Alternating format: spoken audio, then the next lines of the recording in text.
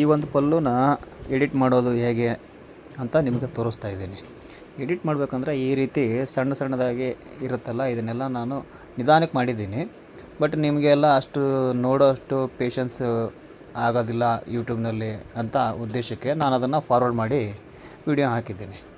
ಈಗ ನೋಡಿ, ಪ್ರತಿಯೊಂದು ಪಾರ್ಟ್ಸ್ನು ಸಣ್ಣ ವಿಷಯನ ನೋಡಿ ಕ್ಲೀನಾಗಿ ನಾವು ಎಡಿಟ್ ಮಾಡ್ತಾ ಬರಬೇಕು. ಈ ರೀತಿ ಅದು ಎಷ್ಟು ಶೇಪ್ನಲ್ಲಿ ಸ್ವಲ್ಪ ಚಿಕ್ಕದಿದ್ದಾಗ ಬೇರೆ ಥರ ಕಾಣುತ್ತೆ. ಆಮೇಲೆ ಝೂಮ್ ಔಟ್ ಮಾಡಿ ನೋಡಬೇಕು, ಮಾಡಿ ನೋಡಬೇಕು.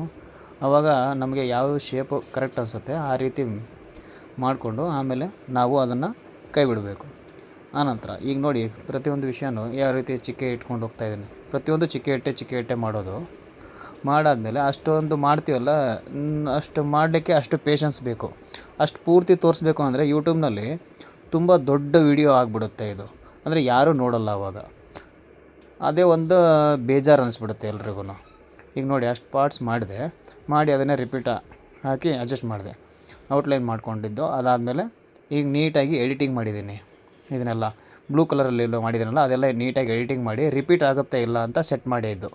ಎಲ್ಲ ಪ್ರತಿಯೊಂದು ರಿಪೀಟ್ ಆಗಬೇಕು. ಇಲ್ಲ ಅಂದರೆ ಬಟ್ಟೆಯಲ್ಲಿ ರಿಪೀಟ್ ಆಗಿಲ್ಲ ಅಂತಂದರೆ ಕಟ್ ಆದಂಗೆ ಕಾಣುತ್ತೆ ಡಿಸೈನು. ಹಂಗೆ ಕಾಣಬಾರ್ದು ಅಂತಂದರೆ ಕ್ಲೀನಾಗಿ ರಿಪೀಟ್ ಆಗಬೇಕು. ಈ ರೀತಿ ಇದು ಕ್ಲೀನಾಗಿ ರಿಪೀಟ್ ಆಗಿದೆ.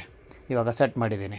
ಇವಾಗ ನಮಗೆ ಸೆಟ್ ಮಾಡಿದಾದಮೇಲೆ ಇದನ್ನು ನಾವು ಏನು ಮಾಡಬೇಕು ಅಂತಂದರೆ, ಇವಾಗ ಇದಕ್ಕೆ ಕಟಿಂಗ್ ಅಪ್ಲೈ ಮಾಡಬೇಕು. ಕಟಿಂಗ್ ಅಪ್ಲೈ ಮಾಡೋ ಉದ್ದೇಶ ಏನು ಅಂತಂದರೆ, ಎಳೆ ಮೇಲೆ ಬಂದಾಗ ಬರುತ್ತೆ, ಅಂದರೆ ಬರಬಾರ್ದು, ಕಾಲಿಗೆ ಸಿಕ್ಕೊಳ್ಳೋದು ಈ ಥರ ಎಲ್ಲ ಆಗಬಾರ್ದು ಅನ್ನೋ ಉದ್ದೇಶಕ್ಕೆ ಕಟಿಂಗ್ ಅಪ್ಲೈ ಮಾಡ್ತೀವಿ. ಕಟಿಂಗ್ ಅಪ್ಲೈ ಮಾಡ್ತಾ ಇರೋದು ನೋಡಿ, ಇದೆಲ್ಲ ನಿಮ್ಗೆ ಗೊತ್ತಾಗ್ತಾ ಇರ್ಬೋದು. ಸಣ್ಣ ಎಳೆ ಬರಬಾರ್ದು ಅನ್ನೋ ಉದ್ದೇಶಕ್ಕೆ ನಾವು ಕಟಿಂಗ್ ಅಪ್ಲೈ ಮಾಡ್ತಾಯಿದ್ದೀವಿ.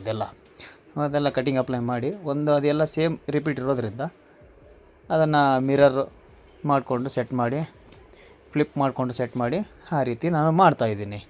ನೋಡ್ತಾ ಇರ್ಬೋದು ನೀವು ಇಲ್ಲಿ. ಇವಾಗ ಇದನ್ನೆಲ್ಲ ನೋಡಿ, ಅಲ್ಲಿ ಕಟ್ ಮಾಡಿ ಈ ಕಡೆ ಜಾಯಿನ್ ಮಾಡ್ತೀನಿ.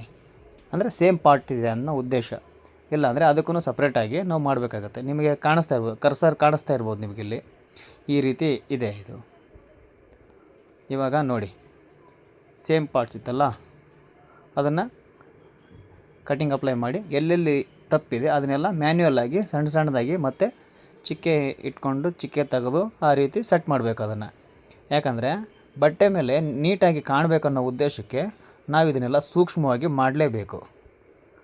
ಇಲ್ಲ ಅಂದರೆ ಅದು ಸ್ವಲ್ಪ ಬಟ್ಟೆ ಮೇಲೆ ಅಷ್ಟು ಚೆನ್ನಾಗಿ ಬರೋದಿಲ್ಲ.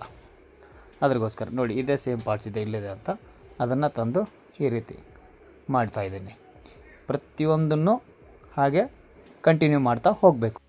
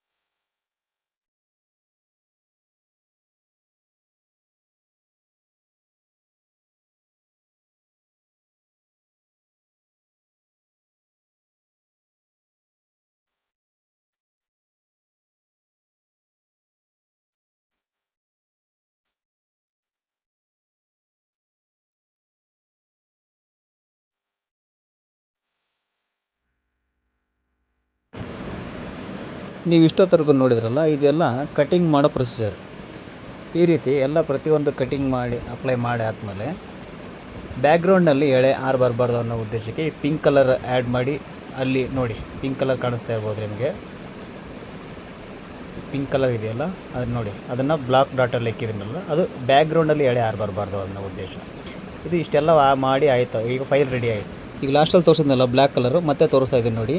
ಇದು ಬ್ಲ್ಯಾಕ್ ಕಲರ್ ಫೈಲ್ ಇದೆಯಲ್ಲ, ಇದು ನಿಜವಾದ ಪಂಚಿಂಗ್ ಫೈಲು.